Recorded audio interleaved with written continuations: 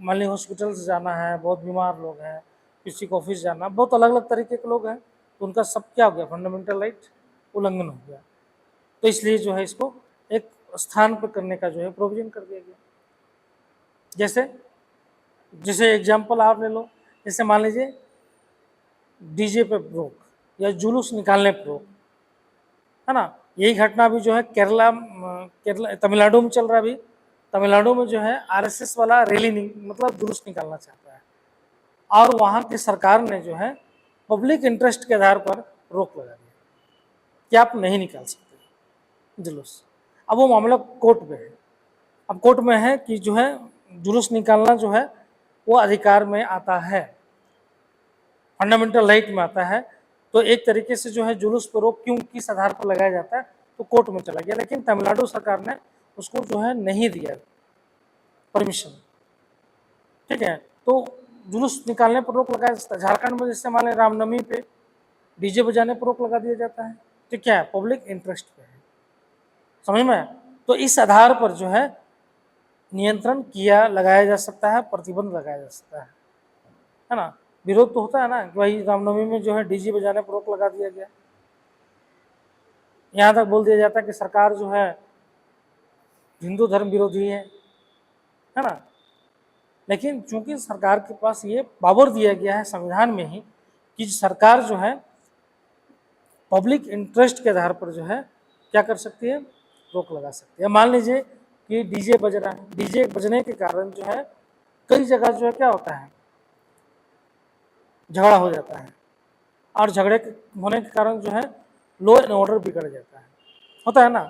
पिछले बार लोहरदगा में भी हुआ, उसके पहले हजारीबाग में भी हुआ था।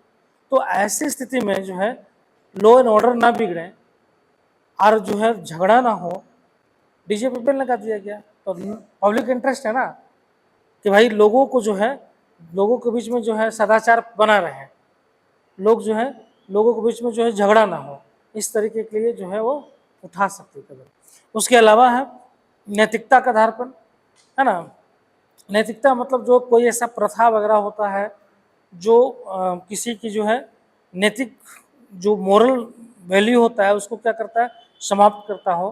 जैसे मान लीजिए तांत्रिक वगैरह है, तांत्रिक वगैरह जो है उन लोग जो है नैतिक आधार पर जो है शोषण करना स्टार्ट करते हैं धर्म के आधार पर, तो उन सब चीज़ों पर प्रतिबंध लगा दिया जाता है।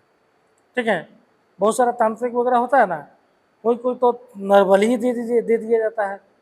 तो देखो ना कई बार हम लोग पढ़े थे पेपर में, हाल फिलहाल की बात है कि एक बच्चा को जो है 8 साल का बच्चा था, उसका नरबली गला काट के चढ़ा दिया गया। तो इस तरह का अगर कहीं प्रथा है, कुछ उस तरह का कार्य हो रहा है, तो उसमें वो प्रतिबंध या रोक लगा सकता है। कोई भी कहीं पर अगर इस तरह का कोई जो है प्रथा चल रहा है, किसी में भी चल रहा हो, बहुत सारे आदिवासियों में प्रथा चलता है, कोई ऐसा प्रथा है जिससे जो है शोषण हो रहा हो, लोगों को हार्म हो रहा हो, तो वैसे प्रथा पर रोक लगाया जा सकता है। ठीक है, और उसके अलावा है कि स्वास्थ्य के आधार पर किसी कोई भी ऐसा जो है कार्यक्रम है धार्मिक कर्मकांड में या क्रियाकलाप में जिसमें जो है स्वास्थ्य पर जो है क्या हो, प्रभाव प्रतिकूल पड़े। अगर प्रभाव प्रतिकूल पड़ता है तो उसके ऊपर प्रतिबंध लगाया जाता है, समझ में। जैसे कहीं कहीं देखे हो ना, कहीं कहीं देखे थे कि बच्चा जन्म लिया तो ले जाकर उसको जो है पानी में डालता है, 10 बार डुबकी लगवा देता है।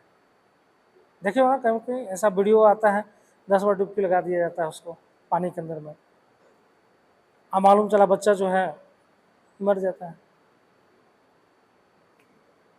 अब मान लीजिए बच्चा जन्म लिया, अभी उसका जो है पूरा सामंजस्य से बैठा नहीं, और उसको आप डाल दीजिए पानी में, तो कितना सांस ले पाएगा, तो सांस ब्रीथिंग नहीं कर पाया तो डेथ कर गया। तो ऐसा कोई कार्यक्रम हो रहा है, कोई प्रोग्राम चल रहा है धार्मिक आधार पर, तो उस पर रोक लगा सकती है सरकार। क्यों? क्योंकि लोगों का हेल्थ पे क्या हो रहा है, इशू हो रहा है, समझ में। यही जो है आपका आर्टिकल 25 में जो है दिया।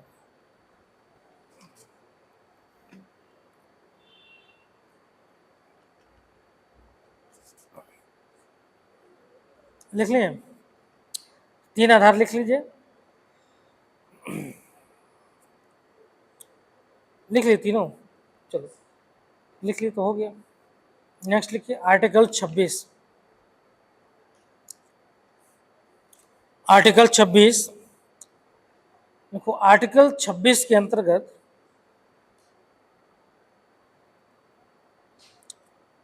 आर्टिकल 26 के अंतर्गत धार्मिक संस्थाओं की स्थापना करना, धार्मिक संस्थाओं की स्थापना करना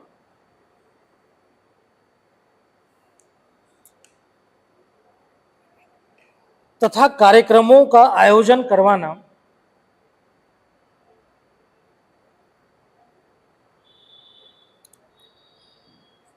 तथा कार्यक्रमों का आयोजन करवाना तथा इन कार्यों का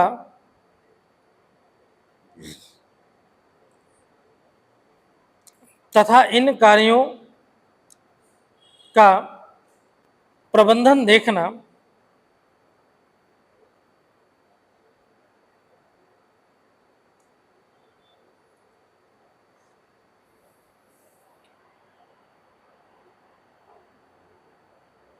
शामिल है।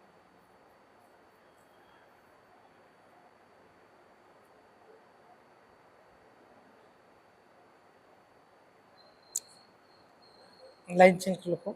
इसके अंतर्गत चल अचल संपत्ति, चल अचल संपत्ति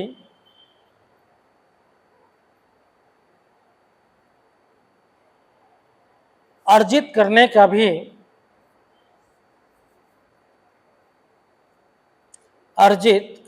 भी अधिकार दिया गया है।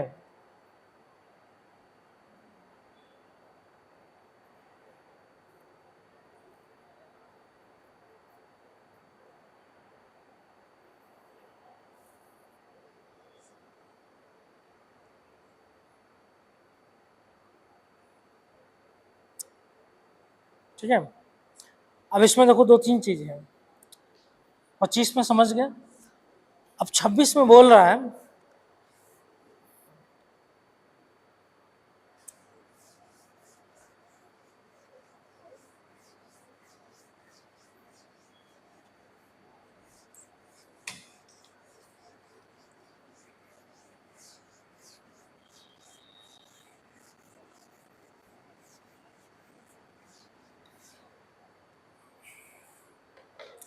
अब आर्टिकल जो है 26 में अगर देखें, 25 में तो समझ में आ गया कि भाई जो है अंतःकरण के आधार पर किसी भी धर्म को मानना है, आचरण करना है, और जो है आचरण करना है, और जो है उसके अलावा जो है प्रचार प्रसार करना है। क्लियर, ये समझ में आ गया? याद करवा रहे तुम लोग को, टर्मोलॉजी खाली समझ लो तो लिख लोगे, उसी को तो लिखना है, समझ में? अंतःकरण की स्वतंत्रता मतलब अंतरात्मा की आवाज सुनकर जो है अपनी इच्छा से, उसके अलावा जो है किसी भी धर्म को मानना, आचरण करना, प्रचार प्रसार करना। ठीक है, इसी चीज को एक्सटेंशन करना है। क्लियर, तो इसलिए समझा रहे हैं कि याद हो जाए। अब दूसरा 26 में बोला गया है कि जो है अब धर्म को आप मान रहे हैं तो किसी भी धर्म को संचालित करने के लिए अब मंदिर बनाए हैं, अब मंदिर बना लिए हैं, अब मंदिर में मान लीजिए लाखों लाख लोगों को भीड़ हो रहा है, तो आपको मैनेजमेंट भी तो करना पड़ेगा ना। सरकार तो भाई धार्मिक रूप से अलग है ना, लेकिन मैनेजमेंट तो उसको करना पड़ेगा। तो मैनेजमेंट कौन करेगा? मैनेजमेंट कौन करेगा?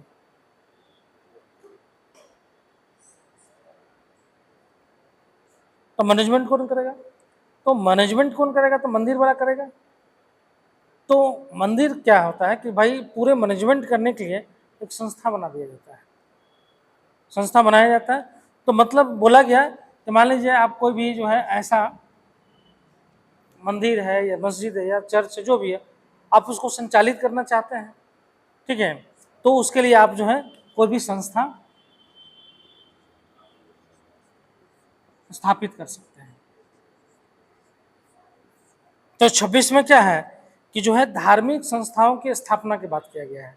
मतलब संस्था स्थापित कर सकते कैसा, धार्मिक।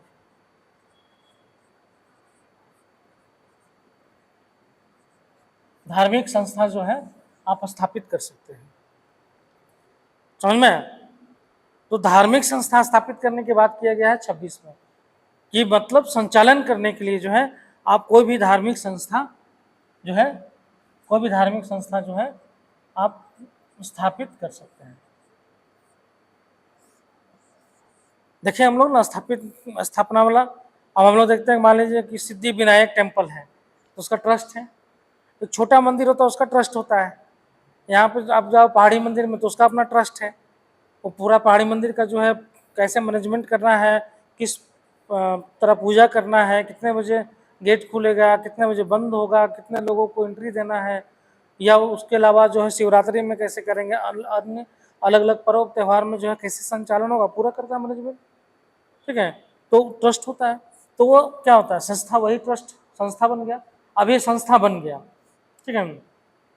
अब ये संस्था क्या करता है कि विभिन्न कार्यक्रमों का आयोजन करवाता है।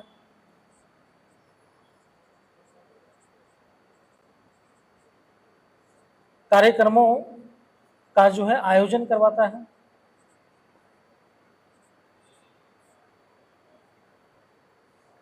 कार्यक्रमों का जो है आयोजन करवाता है। ये संस्था क्या करता है कि विभिन्न जो है कार्यक्रमों का आयोजन करवाना तथा धार्मिक कार्यों का प्रबंधन करना, इसका काम है।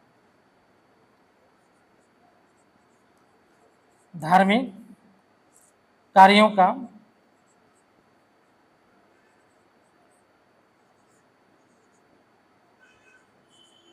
प्रबंधन करना। तो इसका कार्य क्या, संस्था स्थापित कर दिए। अब ये संस्था क्या करेगा, विभिन्न कार्यक्रम आयोजन करवाएगा। मान लीजिए जैसे हम लोग बोले शिवरात्रि में कार्यक्रम आयोजन करवाएगा। अन्य जो है मान लीजिए कि अब अयोध्या का मंदिर है तो रामनवमी के दिन में कार्यक्रम आयोजन करवाएगा। ठीक है, तो विभिन्न कार्यक्रम का जो है आयोजन करवाते रहता है। ठीक है, और जो है जो भी धार्मिक कार्य होगा उसका प्रबंधन जो है ये करेगा, पूरा मैनेजमेंट जो है धार्मिक कार्य को प्रबंधन भी करेगा। और साथ में जो है उसको ये भी अधिकार है कि वो चल और अचल संपत्ति भी ग्रहण कर सकता है।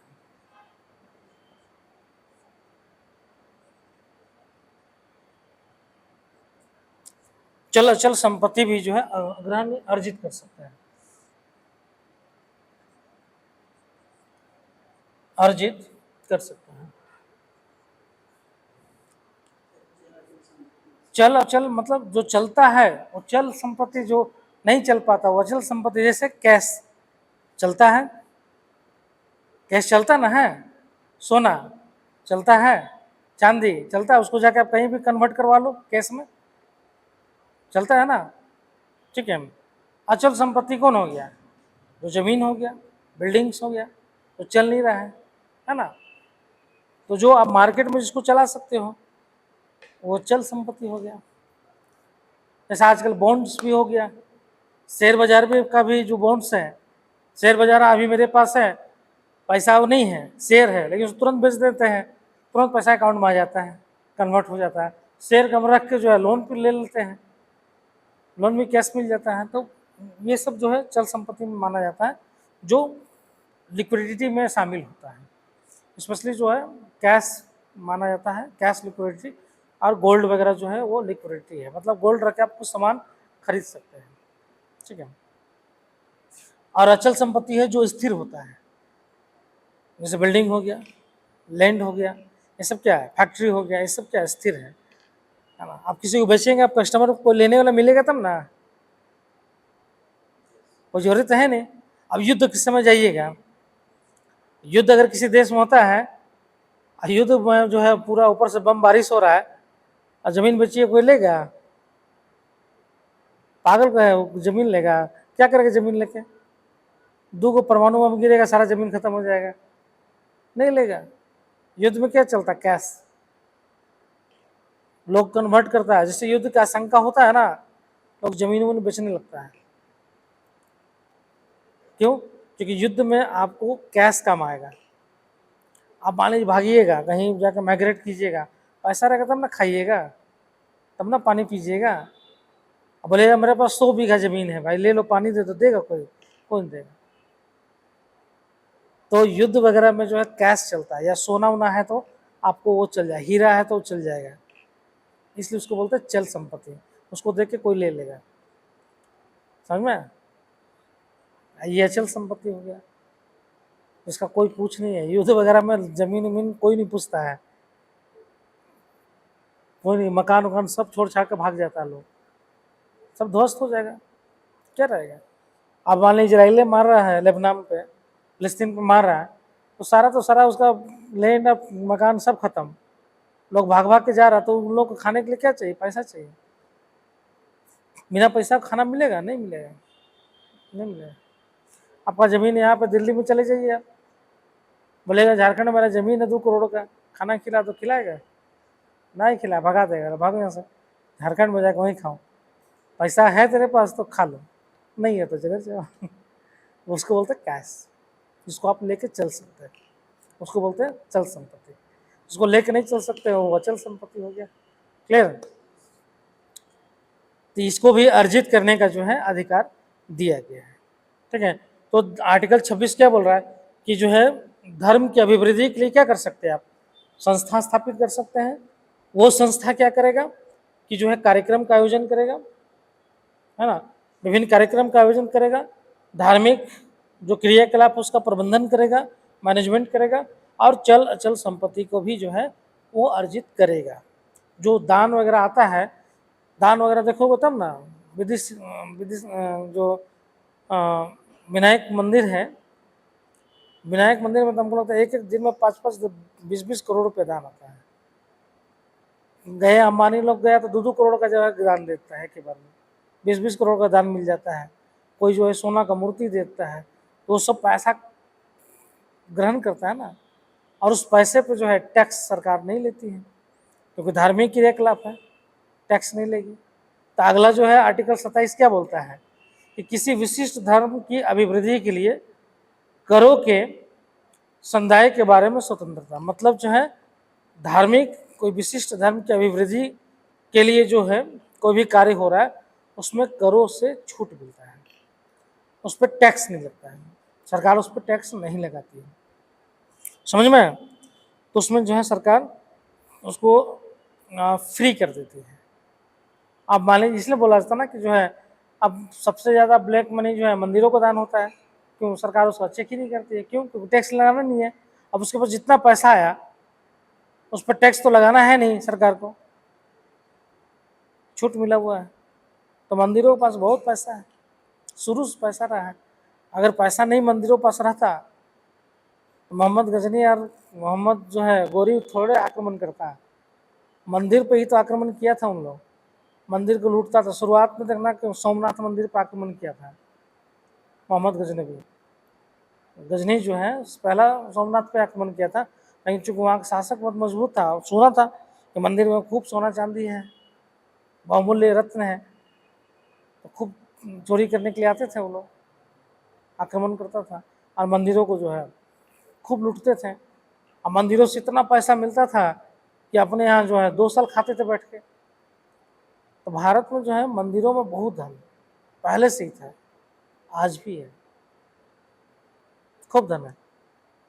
एक तो मंदिर केरल को कोई था, उसका तहखाना में शायद हाई कोर्ट रोक लगा दिया, तो तहखाना खुलता तो उसमें मालूम चलता कितना उसमें सोना दबा हुआ था, कोई ठिकाना नहीं है। तहखाना में बंद है, कितना पेटी उस पर है। लेकिन चूंकि झगड़ा हो जाएगा, कई राज परिवार का था वो मंदिर, तो राजा का अपना खानदान का जो लोग झगड़ा करना स्टार्ट कर देगा, इसलिए उसको भी कोर्ट में मामला चला गया है। ठीक है, लिख लो, इसमें 2-3 और बचा हुआ है। आर्टिकल 26 लिख लिए, आर्टिकल 27 लिखिए। किसी विशिष्ट धर्म की, आर्टिकल 26 हो गया ना, लिख लिए ना। आर्टिकल 27 लिखिए, किसी विशिष्ट धर्म की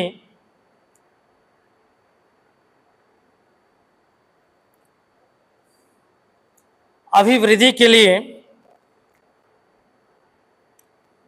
करों के संदाय करों के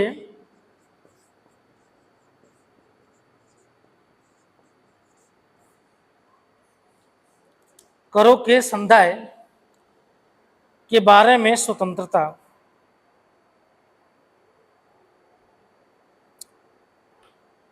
करों के समुदाय के बारे में स्वतंत्रता अर्थात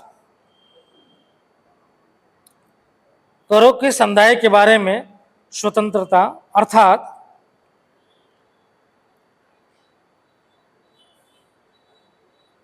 करों से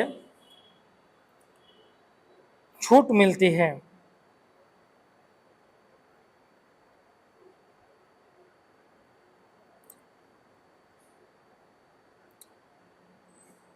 और नेक्स्ट लिखिए आर्टिकल 28। आर्टिकल 28 इसमें लिखिए शिक्षण संस्थानों में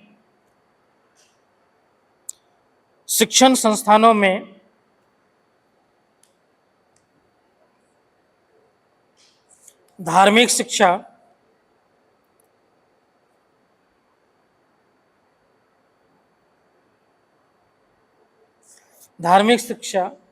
या धार्मिक उपासना में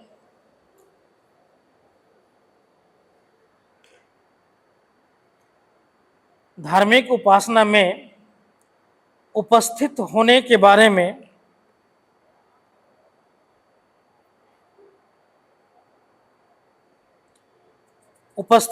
के बारे में स्वतंत्रता।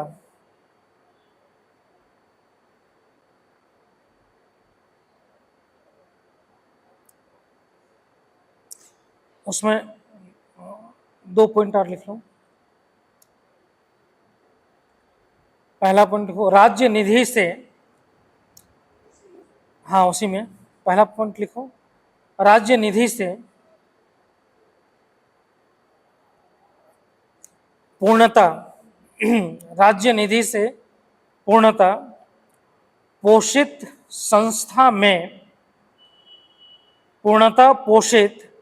संस्था में कोई धार्मिक शिक्षा नहीं दी जाएगी।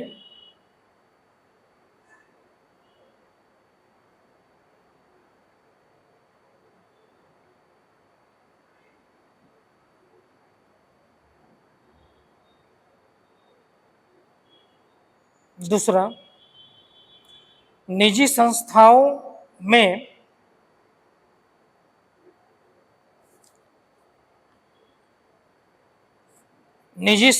में धार्मिक शिक्षा दी जा सकती है,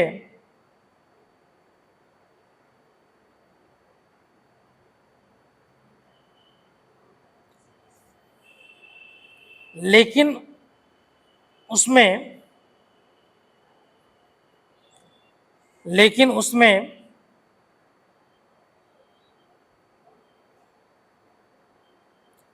उपस्थित होने के लिए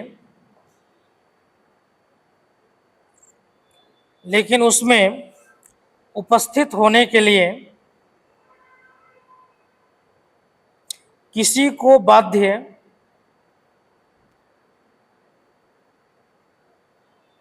नहीं किया जा सकता है।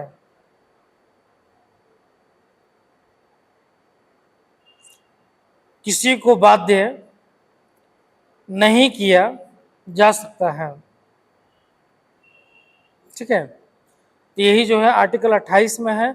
इसमें है कि शिक्षण संस्थानों में धार्मिक शिक्षा या धार्मिक कोई उपासना हो रहा है तो उसमें उपस्थित होने के बारे में जो है स्वतंत्रता दिया गया है कि कहीं भी कोई भी राज्य से संचालित स्कूल है या कॉलेज है या कोई भी यूनिवर्सिटी है जो राज्य निधि से संचालित हो रहा है, राज्य निधि से, तो वैसे सरकारी जो है स्कूल्स, कॉलेजेस या यूनिवर्सिटी में जो है धार्मिक शिक्षा नहीं दिया जाएगा। कोई भी राज्य निधि से संचालित या राज्य निधि से पूर्णतः संचालित है, नहीं दिया जाएगा, पहला। दूसरा है कि कोई निजी संस्था है जहाँ पे धार्मिक शिक्षा देना जो है अनिवार्य है, जैसे मान ली डीएवी, डीएवी क्या, तो धार्मिक आधार पर ही जो है स्कूल्स का स्थापना हुआ है, ठीक है, धार्मिक आधार पर ही जो है स्कूल्स का स्थापना हुआ है, ठीक है। तो वैसी स्थिति में जो है क्या है कि जो है वहाँ पे शिक्षा दिया जा सकता है, लेकिन उपासना किया जा सकता है, लेकिन किसी को बाध्य नहीं किया जाएगा कि आप उसमें शामिल हुए, समझ में, होगा उपासना होगा, लेकिन किसी को जो है बाध्य जो है नहीं किया जाएगा कि जो है शामिल हो। क्लियर? यही 25 से 28 में, कल में थोड़ा लिमिटेशन में थोड़ा लिखवा देंगे, तो ये पूरा आपका एक क्वेश्चन के फॉर्मेट में करवा देंगे उसको, ठीक है।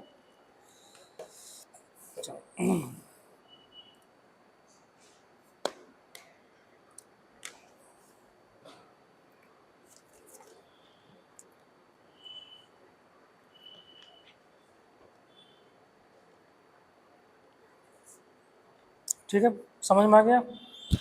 आ रहा समझ में? पक्का ना? रिवीजन करो, याद हो जाएगा, ठीक है। कल क्वेश्चन देंगे, ठीक।